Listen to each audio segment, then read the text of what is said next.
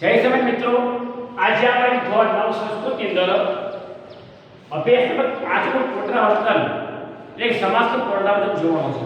તમને મેં અગાઉ આ સમાસ શીખવાડેલા છે. પુનરાવર્તન એટલા માટે તમને પરીક્ષામાં આ ભૂલે ન જાય, તમને સારા માર્ક આવે એ હેતુથી આપણે ફરી પાછું જે આ ઉદાહરણને ધ્યાનમાં રાખી આપણે કરવાનું છે. આ ઉદાહરણમાં નંબર ટેક્સના જ છે. પાઠમાં જ તમારે આ ઉદાહરણ આવશે, પરંતુ તમને ખબર કેમ પડે કે આ સમાસ છે, તો એના નિયમો આપણે જોવાના છે. તમારા પાઠ્ય ઉપર પણ તમને કમ્પ્લીટ અભ્યાસ 2 સિવાયનો બધા અભ્યાસ તમે લખી રાખ્યા છે. અભ્યાસ 3, 4, 5, 6 એટલે સાતમો અભ્યાસ હોય, અભ્યાસ 7 પણ તમે છે એ પાઠ્યપુસ્તકની અંદર વ્યવસ્થિત એ પૂરું કર્યું છે. અભ્યાસ નવણીત નાવ્યો કર્યા અને ટેક્સ્ટ નાવ્યો કર્યા. આ ફરી પાછો એટલે મને લઈએ છીએ તો કે ભાઈ પુનરાવર્તન એટલે શું કે તમને તમારું જ્ઞાનનો વધારો થાય એટલા માટે. પુનરાવર્તન 1-2 વાર આપણે કરીએ. હવે પરીક્ષા પર જ્યારે આવશે, વાર્ષિક પરીક્ષા આવશે, ત્યારે પણ આપણે પુનરાવર્તન કરાવશું ફરી પાછું. તો અહીંયા સમાસ પરિચય તમારા ધોરણ 9માં કુલ 2 સમાસ, તત્પુરુષ અને દ્વંદ્વ. તત્પુરુષના પ્રકારો વિભક્તિ, ઉપપદ અને નય, આ 3 પ્રકારો, પેટા પ્રકારો. અને દ્વંદ્વ સમાસના ઇતરેતર અને સમાહાર, એ 2 સમાસમાં શીખવાના આવશે. 10મા ધોરણની અલગ જે વાત કરશું આપણે, અત્યારે આપણે 9મા ધોરણની વાત કરીએ છીએ. તો પહેલો સમાસ તત્પુરુષ સમાસ. તો તત્પુરુષ સમાસ છે એના હું તમને અહીંયા એ આખું ડાયાગ્રામ છે એ લખું છું, તમે વ્યવસ્થિત એ જોઈ લેજો. તો કે ભાઈ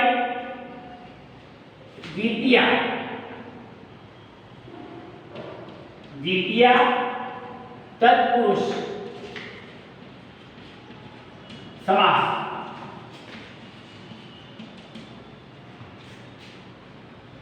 બરાબર. હવે સમાસની નથી બધું ટૂંકમાં લખશો તો જગ્યા આપણે સારી વ્યવસ્થિતનો ઉપયોગ થાય. દ્વિતીય, તૃતીય તત્પુરુષ સમાસ, ચતુર્થી તત્પુરુષ સમાસ, પંચમી તત્પુરુષ સમાસ, ષષ્ઠી તત્પુરુષ સમાસ, સપ્તમી તત્પુરુષ સમાસ. તમને આના ઉદાહરણ અને આનો વિગ્રહ એ આપણે જોઈએ. તો આનો ઉદાહરણ છે મરણ,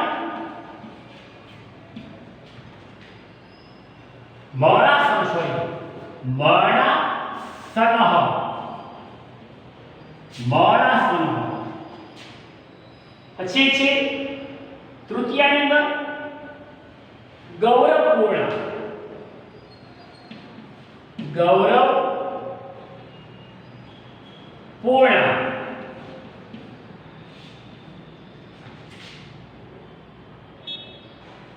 ચોથામાં કુલોચિત્ત,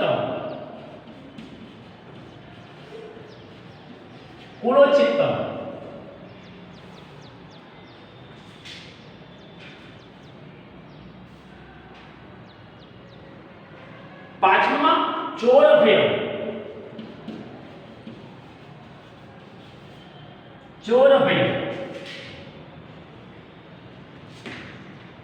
છઠ્ઠામાં દશરથ પુત્ર,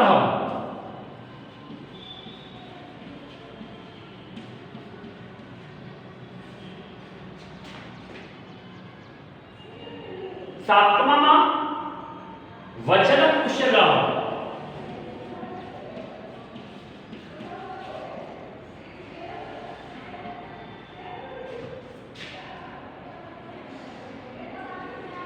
હવે આપણે આનો છે વિગ્રહ છે એ આપણે જોઈએ અને એની ઉપર આપણે ખબર પડશે કે આમાં સમાસ કયો છે.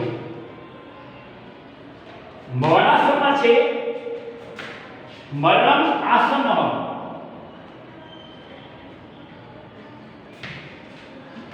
મરણમ આસન્ન મરણમ આસન્ન ગર્વેણ પૂર્ણ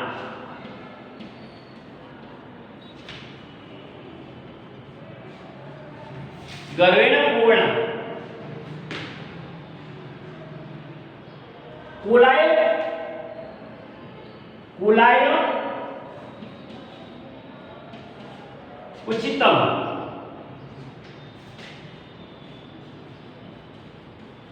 કુલાય ઉચિતમ ચોરાદભ્યમ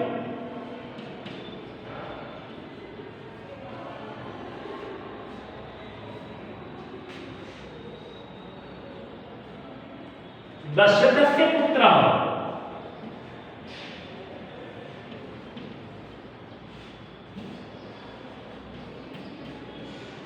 દશરથस्य પુત્ર વચને કુશલ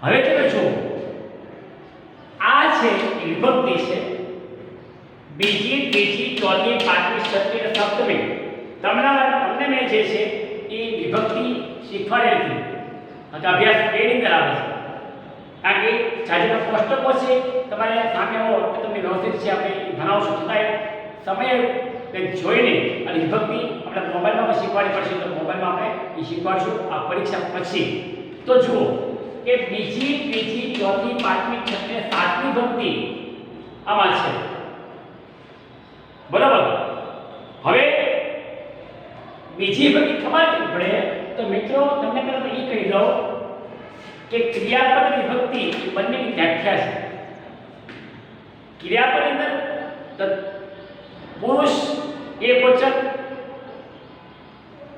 એવું આવે છે એનો પ્રત્યય આપેલું છે ક્રિયાપદની એટલે કે ક્રિયાપદના રૂપો જ્યારે વિભક્તિ એટલે નામના રૂપમાં જો આપણે જે કે નામ છે નામના રૂપની અંદર વિભક્તિ આવે વિભક્તિના પ્રત્યયો તમે ટેક્સ્ટમાં આપેલા પણ નથી ને કોઈ જગ્યાએ છે પણ નહીં પણ કોઈ મહાન વ્યક્તિઓએ આના પ્રત્યયો એ બનાવવાનો પ્રયત્ન કર્યો છે પરંતુ એમાં નિયમ છે કે પ્રત્યય પુરુષ વિભક્તિ કારણ લિંગ અને વચન પ્રમાણે આના જે પ્રત્યયો છે એમાં ફેરફાર થાય તો દર ઠીક શીખવાડી જ્યારે એટલે ખબર પડશે બીજી વિભક્તિ હોય તો એના પ્રત્યે અમુકમાં ફરી છે અમુકમાં અલગ થઈ જાય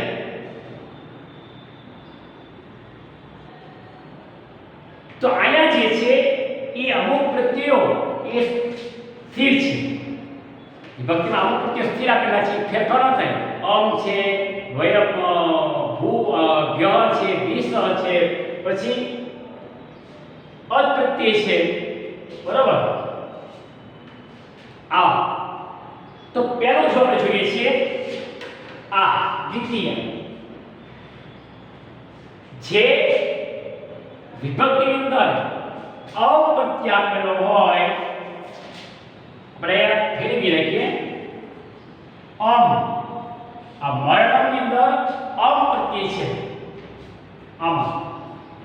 અપ્રત્યય જેમાં અપ્રત્યય આવે બાલમ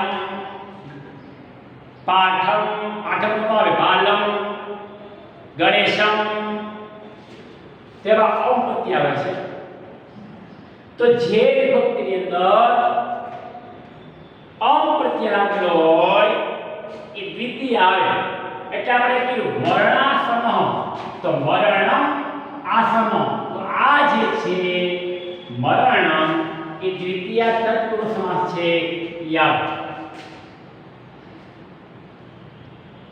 શું કીધું કે દ્વિતીય તત્પુરુષની અંદર અપ્રત્યય છે યાદ રાખજો આમાં તમારી ટેક્સ્ટમાં પાઠ 111 પર તમને જે પેરેગ્રાફ છે તમે જુઓ કે જે સમાસની અંદર પૂર્વપદ જે છે એમાં અમ લાગેલો હોય તો મરણમ એવું આપણે પહેલા ઉદાહરણ તરીકે તો આ અમ જે છે એ દ્વિતીય આવે સેમ છે જે વિભક્તિની અંદર એ ન પ્રત્યય આપેલો હોય એ ન અથવા એણ આ લખું છું એ ન અથવા એણ આવું આપેલું હોય એ તૃતીય તત્પુરુષ સમાસ છે. યાદ આવે આ તૃતીય તત્પુરુષની અંદર એન અથવા એણ આવું આપેલું છે એટલે આપણે શું કીધું વ્યાખ્યા બની કે જેનું પૂર્વપદ જે સમાસનું પૂર્વપદ એટલે પહેલું પદ આ જેટલા જે હું આવું કરું છું એ બધા પૂર્વપદ છે ને જેટલા પાછળ જ આવે છે એ બધા ઉત્તરપદ છે. બરાબર ઉત્તરપદ પહેલું જ આવું આવે છે મરણમ ગર્વેણ કુલાય ચૌરાત દશતસ્ય અને વચન આ પૂર્વપદ આસન પૂર્ણ ઉચિતમ ભય પુત્ર અને કુશલ આ બધા ઉત્તરપદ છે. તો જેનું પૂર્વપદ અમ વાળું હોય એ દ્વિતીય જેનું પૂર્વપદ એન વાળું હોય અથવા એન વાળું હોય એ તૃતીય ભાઈ ચતુર્થી આ ચતુર્થી જેના પૂર્વપદની અંદર શું આપેલું હોય તો કે આ ય જેના પૂર્વપદની અંદર આ આપેલું હોય એટલે કુલાય જો આ રીતે આપણે ગાણો અને ય તો એ ચોથી વિભક્તિમાં આવે કુલોચિતમ કુલાય ઉચિતમ પૂર્વપદ છે કુલાય એમાં આ વિભક્તિ છે. બરાબર હવે આપણે પછી લખીએ જોઈએ એમાં કીધું છે પંચમી કે જેના પૂર્વપદની અંદર અતૃતીય આપેલો હોય અત આ લખું છું અત આપેલો હોય જેના પૂર્વપદની અંદર અત આપેલો ચૌરાત ભયમ તો ચૌરાત અતૃતીય આપેલો છે એટલે પાંચમી વિભક્તિ છે યાદ. બરાબર ષષ્ઠી પોસેલી છે કે જેના પૂર્વપદની અંદર સ્ય લાગેલું સ્ય અથવા ભાગ્ય સ્ય અથવા સ્ય લાગેલું હોય એ છઠ્ઠી વિભક્તિ આવે દશરથસ્ય દશરથનો નો ની ના છઠ્ઠી વિભક્તિ આવે. બરાબર થી થકી વડે અતૃતીય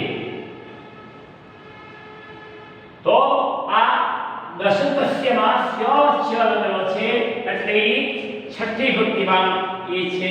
હવે છેલ્લી વિભક્તિ સાતમી વિભક્તિ એમાં શું આવે છે કે જેના પૂર્વપદની અંદર એ પ્રત્યય આવેલું હોય એ આપેલું હોય જેના પૂર્વપદમાં એ આપેલું હોય. બરોબર વચને અહીંયા આપણે પૂરું થઈ ગયું છે લખ્યું પણ દેખાતું નથી ફરી આપણે લખીએ વચને આમાં એ પ્રત્યય આપેલો છે એ વચને કુશલ વચન છે પૂર્વપદ છે એમાં એ છે સમાયેલો છે એટલે આ સાતમી વિભક્તિ છે બને. તો જુઓ ફરીથી જે સમાસમાં અમ પ્રત્યય લાગે દ્વિતીય જે સમાસમાં એન અથવા એન લાગે એ તૃતીય જે સમાસમાં આય લાગેલું હોય એ ચતુર્થી જે સમાસમાં અત લાગેલું હોય એ પંચમી જે સમાસમાં સ્ય લાગેલું હોય એ સ્ય લાગેલું હોય ષષ્ઠી જે સમાસમાં એ લાગેલું હોય એ સાતમી. તો અહીંયા મિત્રો બહુ સહેલી તમને અહીંયા પેરેગ્રાફ આપેલો છે પેરેગ્રાફ તમે વાંચી લેજો એટલે તમને આખો જે લખેલું છે જે તમને પાકી ઉપર તમને આવી લખવા કીધું એ આખી વ્યાખ્યા 1 2 3 4 5 6 નિયમની વ્યાખ્યા એટલે બોર્ડ પર એક ઉદાહરણમાં એક લાઈનમાં સમજી લીધું. આ પેરેગ્રાફ આપેલો છે આપણે એક લાઈનમાં સમજી લીધું. તો અહીંયા સમાસ જે આ તત્પુરુષ સમાસ છે વિભક્તિ તત્પુરુષ સમાસ છે એ આપણે પૂર્ણ કરીએ છીએ. કે બીજી વિભક્તિમાં શું આવે બરાબર બીજી વિભક્તિમાં શું આવે ત્રીજીમાં શું આવે ચોથી પાંચમી છઠ્ઠીમાં કયો પ્રત્યય લાગુ પડે એને આ સમાસ છે દ્વિતીય તૃતીય ચતુર્થી પંચમી ષષ્ઠી અને સપ્તમી એ સમાસ છે બને. તમારે પરીક્ષામાં આમાંથી કોઈ પણ સમાસ વિભક્તિ તત્વો સમાસ પૂછાય તો તમારી ટેક્સ્ટની અંદર તમને સ્વાધ્યાયમાં દરેક સમાસ ઉદાહરણ આપેલું છે. તમારે કુલ 11 પાઠ ત્યાં 1 થી 9 અને 11 પાઠ પૂછાય બરાબર. તો તમારે આ સમાસ તમારે શોધવાનો. આ હું જે પણ ગ્રામર કરાવું છું ક્રિયાપદનું નામના રૂપનું કે બીજું અન્ય એ તમારે બધું તમારે ટેક્સ્ટમાંથી પૂછાવાનું છે ને અન્ય કોઈ સાહિત્યમાંથી બરાબર. તો આ ઉદાહરણ જે છે એ તમારા ટેક્સ્ટના નિયમોથી તમારા અભ્યાસ. તો અહીંયા આપણે વિભક્ત તત્પુરુષ સમાસ છે એ પૂર્ણ જાહેર કરીએ છીએ બરાબર. હવે આપણે આગળનો જે સમાસ છે એ આપણે જોશું. આ આપણે પૂછી લઈએ. તો મિત્રો તમારે આવી રીતે છે એ સમાસ મેં તમને અગાઉ પણ લેસનમાં આપેલો છે, હવે લેસન પણ કર્યું છે બરાબર. ન કર્યો હોય તો હવે પાછું માર્ક લેવા માટે તમારે આ વસ્તુ કરવી પડશે. તમારી માટે આ ગ્રામર છે પહેલું છે. આવું ગ્રામર તમને આઠમા ધોરણમાં નથી આવેલું. તમારે રિવિઝન થાય એટલું આપણે 2 કે 3 વાર રિવિઝન કરાવશું બરાબર.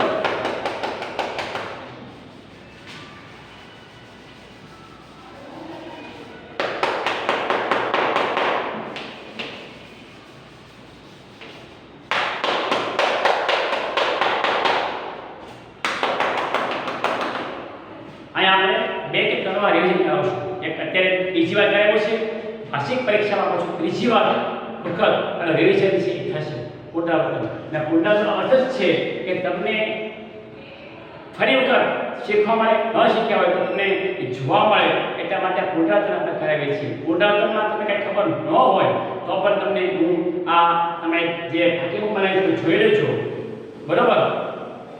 તો અહીંયા આપણે વિભક્ત તત્પુરુષ સમાસ એ પૂર્ણ કરીએ છીએ. હવે આ સમાસ પેટા પ્રકાર ઉપપદ. કયો સમાસ છે? ઉપપદ. ઉપપદ સમાસ. ઉપપદ સમાસ શું કહેવાય છે? તો કે દરેક સમાસ પૂર્વપદ અને ઉત્તરપદ આ 2 પદ આવે બરાબર. પૂર્વપદ એટલે પહેલું, ઉત્તરપદ એટલે બીજું. હવે જુઓ આ ઉપપદની વ્યાખ્યા બોલું છું કે જેના પૂર્વપદ છે નામપદ હોય બરાબર. જેનો પૂર્વપદ નામપદ હોય અને જેનો ઉત્તરપદ ક્રિયાપદ હોય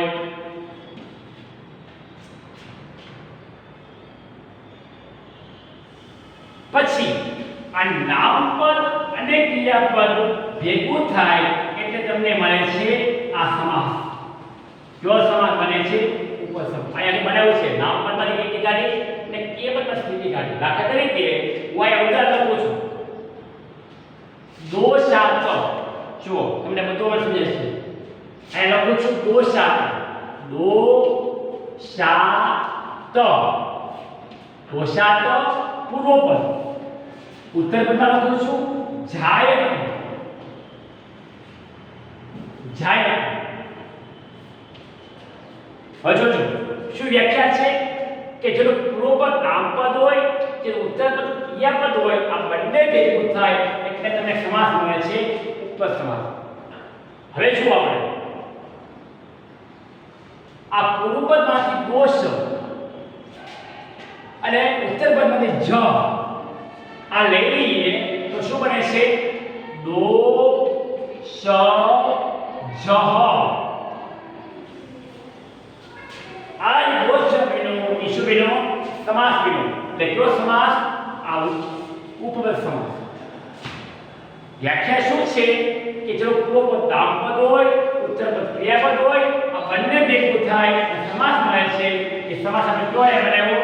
દોષ જહ. દોષ પછી દોષ જાયત પછી જા જ એ લીધો ને દોષ જ બન્યો એ સમાસ મળે છે પદ સમાસ. વ્યાખ્યા શું બની તમે જોઈ. તો આપણે આપણને ચોપડીમાં લાઈન આપેલી છે, આપણે ડાયગ્રામ બનાવ્યો. નામપદ લખ્યું અને ક્રિયાપદ લખ્યું, પછી લીટી પાડી, બે બાજુ ઉત્તરપદ પૂર્વપદ લખ્યું છે, ભેગું કર્યું એટલે સમાસ બન્યો. એ સમાસ બને છે ઉપપદ સમાસ બરાબર. બદલામાં ઓછામાં ઓછા તમારે ટેક્સ મારશે 4 કે 5 છે તમને પરીક્ષામાં ઉદાહરણ તમારે ટેક્સના પૂછવાના છે. તમને અહીંયા જે છે એ સમજાવું છું એ સમજાવી મેં તમને આપેલી છે. બીજી કોઈ સમજૂતી તમે કોઈ પણ જગ્યાએ નવનીતમાં કે ત્યાં આ સિવાય સુધી તમને મળશે નહીં. એટલે તમે વ્યવસ્થિત આ જે રેગ્યુલર બનાવ્યો છે એનો અભ્યાસ કરજો. અગાઉ જે ગ્રામર કરાવ્યો છે એનો અભ્યાસ કરજો. બરાબર. અહીંયા આપણે આ ઉપપદ સમાસ પૂર્ણ કરીએ. એક ઉદાહરણ મિત્રો આપણે જોવાનું હોય તો એક ઉદાહરણ ખબર પડી જાય આપણને કે આમાં કયો વસ્તુ આવે છે. જેનું પૂર્વપદ નામપદ હોય, ઉત્તરપદ ક્રિયાપદ હોય, બંને ભેગું થાય એ જે સમાસ બને એ ઉપપદ સમાસ બને. બરાબર. પૂર્વપદમાંથી એક અને ઉત્તરપદમાં એક પદ લઈને અહીંયા સમાસ બનાવ્યો ગોષજઃ. આપણે સમાસ મળ્યો ઉપપદ સમાસ. તો અહીંયા આ સમાસ છે એ પૂર્ણ જાહેર કરીએ છીએ. મિત્રો બહુ સહેલો સમાસ છે. આ તમારે કોઈ ચિંતા કરવાની આ બધા જરૂર નથી. તમારે ન સમજાય એવું નહીં બને. કારણ કે તમને આની આ રીતે કેવી રીતે છે એ આપણે કરાવેલું છે. બરાબર. હવે આપણે જે જોવાનો છે એ નવો સમાસ.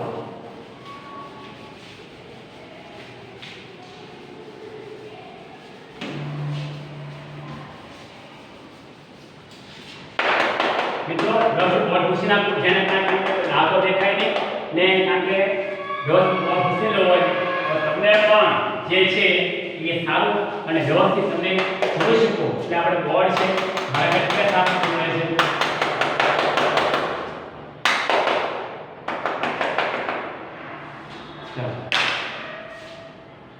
હવે આપણે તત્પુરુષ સમાસનો પેટા પ્રકાર એટલે કે નય તત્પુરુષ સમાસ. ન ય તત્પુરુષ.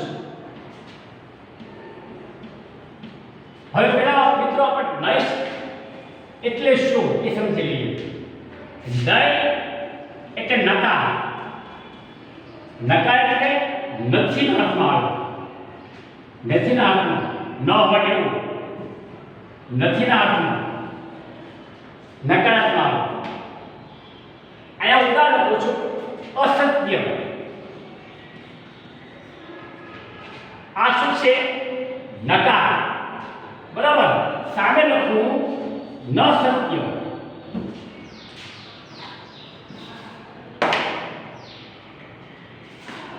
ન સત્ય. તો આ પર શું મળ્યું? નકાર મળ્યું. તમે ન સત્ય બોલો કે અસત્ય બોલો બંનેનો અર્થ આવે છે નકારાત્મક. અસત્ય નથી, અસત્ય અસત્ય, સત્ય નથી, અસત્ય છે, સત્ય નથી, આવો અર્થ થાય. તો જો આ કીધું છે કે સમાસ થયા પછી પૂર્વપદ તરીકે પેલા ન માંથી ન લોપ થાય. જુઓ આયા છે અ, આયા છે ન. બરાબર. અસત્ય જે છે એ બોલો કે સત્ય નથી, ન સત્ય. તો અહીંયા પૂર્વપદ છે ન છે, અહીંયા આપણે અ ગણીએ તો આ અ છે નીકળી જાય. તો અહીંયા ન છે નીકળી જાય. અહીંયા ન સત્ય બોલો કે અસત્ય બોલો પેલો અર્થ છે એક સરખો. આ એક લાંબી સમજાવી છે કે તમે ન બોલો કે અ બોલો, નકારનો અર્થ બોલો કે અ બોલો, એ બંનેનો અર્થ છે એ સરખો થાય છે. બરોબર. એ પછી ફરીથી વ્યાખ્યા વાંચીએ છીએ કે ન માંથી ન લોપ થતા અ બાકી રહે છે, પરંતુ જો કોઈ ઉત્તર પર સ્વથી શબ્દ તો હવે આપણે કેવું જોઈએ?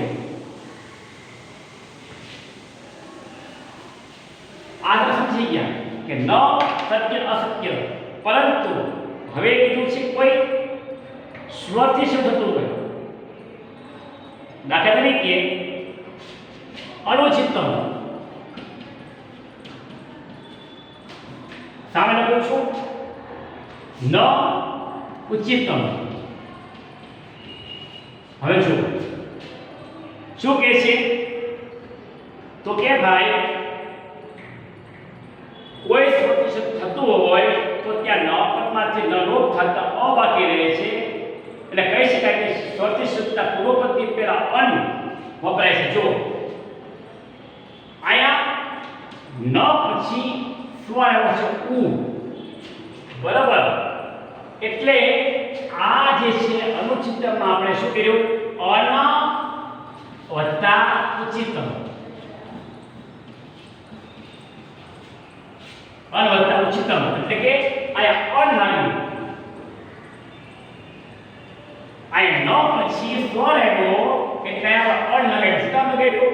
તો કે ભાઈ જો આ ઉદાહરણ અનુચિતમ તમે સંધિ છૂટી પાડો તો તમને આ ઉ આવે છે. કયો સ્વરનો એની પહેલા શું છે?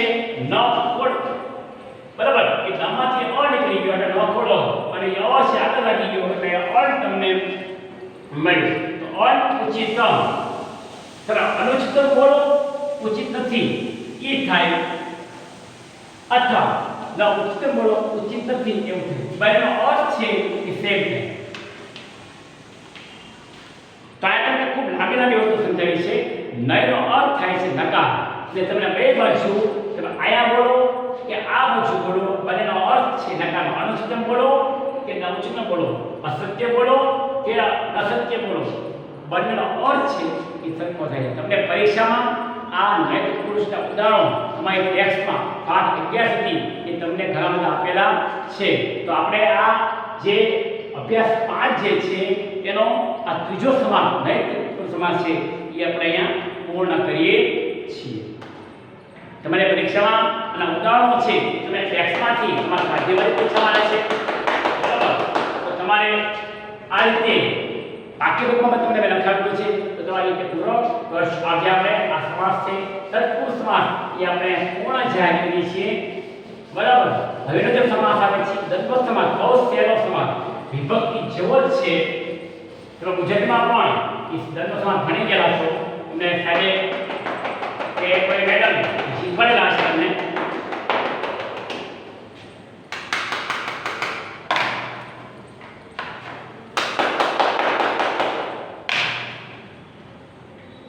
દ્વંદ્વ સમાસ, દ્વંદ્વ સમાસ ગુજરાતી હોય તો એની અંદર પૂર્વપદ નિયમો અને ઉત્તરપદ વચ્ચે આને લાગે. સંસ્કૃત હોય તો પૂર્વપદ અને ઉત્તરપદ વચ્ચે શા લાગે? રામ, રામ અને લક્ષ્મણ આમ પણ કહીએ ગુજરાતીમાં. સંસ્કૃતમાં કહીએ રામ ચ લક્ષ્મણ ચ, આમ કહીએ.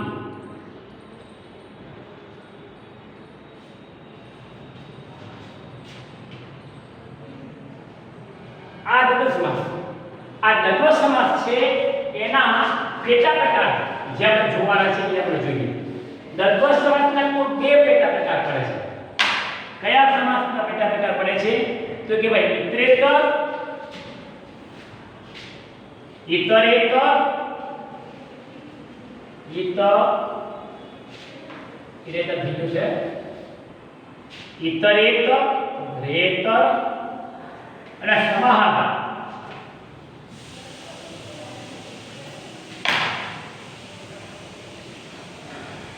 હવે આપણે ઇતરેતરની વાત કરીએ તો કે ભાઈ જે સમાસમાં